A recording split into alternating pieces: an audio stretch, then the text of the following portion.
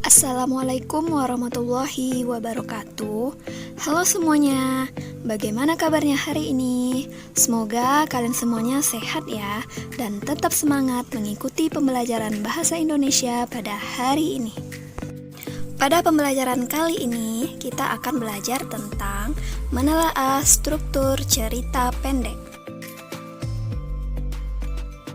Nah, tujuan pembelajaran yang akan kita capai pada pembelajaran nanti yaitu ada dua. Yang pertama, dapat memahami struktur cerita pendek. Dan yang kedua, dapat menelaah struktur cerita pendek yang dibaca atau didengar. Yuk kita bahas satu persatu. Nah, sebelumnya, pasti kalian sudah pernah mendengar kata struktur. Struktur itu apa? Struktur artinya bagian-bagian atau unsur-unsur. Jadi, struktur cerpen di sini maksudnya adalah bagian-bagian sebuah cerpen yang menjelaskan ciri bagian awal, inti, dan penutup yang membentuk cerpen tersebut. Nah, selanjutnya, struktur cerpen terbagi menjadi 4. Yang pertama, orientasi. Yang kedua, rangkaian peristiwa. Yang ketiga, komplikasi, dan yang keempat, resolusi. Mari kita bahas satu persatu. Nah, struktur cerpen yang pertama yaitu orientasi. Orientasi merupakan penentuan peristiwa, penentuan gambar visual latar dan waktu kisah, pengenalan karakter dan arah menuju komplikasi. Biasanya, struktur orientasi ini akan kita temukan di paragraf pertama di dalam suatu cerpen. Kemudian, struktur yang kedua adalah rangkaian peristiwa. Rangkaian peristiwa merupakan kisah berlanjut melalui serangkaian peristiwa tak terduga.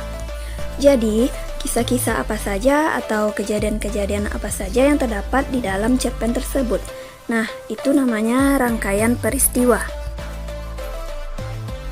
Nah, selanjutnya struktur cerpen yang ketiga adalah komplikasi. Komplikasi merupakan cerita bergerak seputar konflik atau masalah yang memengaruhi latar waktu dan karakter. Yang mana di sini tokoh utama akan mengarah ke solusi atau jalan keluarnya. Kemudian, struktur yang keempat yaitu resolusi. Resolusi adalah solusi untuk masalah atau tantangan dicapai berhasil. Nah, jadi solusi apa yang disampaikan agar masalah yang tadinya ada konflik bisa berakhir? Di sini berarti resolusi itu bagaimana cara pengarang untuk mengakhiri suatu cerita. Biasanya, solusi itu terdapat di paragraf cerpen, di bagian-bagian akhir atau paragraf terakhir. Nah, itulah tadi penjelasan 4 struktur cerita pendek. Selanjutnya, kita akan mempelajari secara rinci struktur atau bagian-bagian cerpen, yaitu cerpen yang berjudul Pohon Keramat, karya Yus R. Ismail. Di sebelah barat kampung, ada gunung yang tidak begitu besar. Disebut gunung barangkali tidak tepat, karena areanya terlalu kecil. Lebih tepatnya disebut bukit. Tapi, penduduk kampung sejak dulu sampai sekarang menyebutnya dengan Gunung Beser. Meski areanya kecil, jangan tanya siapa saja penduduk yang pernah masuk ke dalam Gunung Beser. Mereka akan bergidik hanya membayangkan keangkerannya. Mereka dari kakek nenek sampai anak-anak hafal cerita keangkeran Gunung Beser. Bagian ini merupakan struktur orientasi karena berisi penentuan peristiwa, gambaran latar, dan waktu kisah. Saat kependudukan Belanda, di kampung saya ada seorang maling budiman, seperti Jaka Sembung dari Cirebon atau Robin Hood dari Inggris. Maling budiman itu sering merampok harta milik Belanda atau orang-orang kaya yang tidak loyal kepada rakyat yang menderita.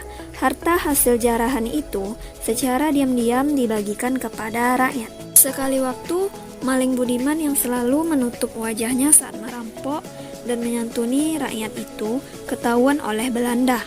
Maling budiman itu ternyata salah seorang penduduk kampung Dia dikejar oleh pasukan Belanda dan centeng-centeng Demang. Bagian ini merupakan rangkaian peristiwa karena di dalam cerpen tersebut terdapat rangkaian peristiwa atau kisah-kisah apa saja atau kejadian apa saja yang terdapat di dalam cerpen tersebut. Kekeringan di musim kemarau dan banjir-banjir kecil di musim hujan tidak asing, tetapi para penduduk tidak menyerah. Alam harus ditaklukkan. Kipas angin dan kulkas menjadi kebutuhan di musim kemarau.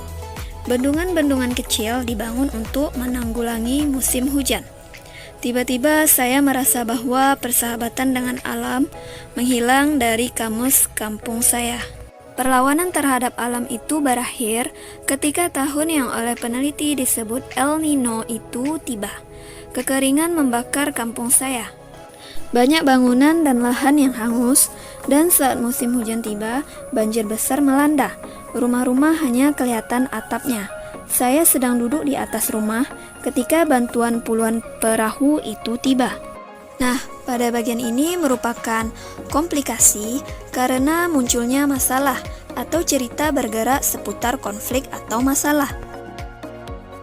Saya hanya bisa mencatat peristiwa-peristiwa seperti itu tanpa mengerti apa yang telah terjadi.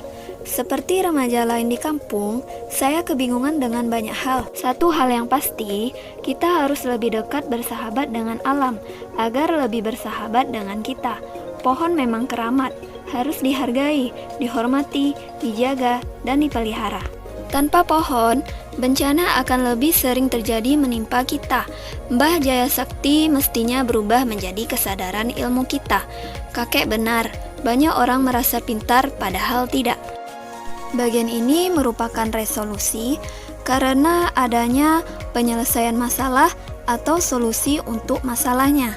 Nah, itulah tadi penjelasan struktur atau bagian-bagian cerita pendek yang berjudul Pohon Keramat karya Yus R. Ismail. Terima kasih telah menonton video pembelajaran kali ini. Semoga bermanfaat, semoga berkah ilmu yang kalian gapai, dan semoga apa yang kita lakukan diridhoi oleh Allah. Sekian, wassalamualaikum warahmatullahi wabarakatuh.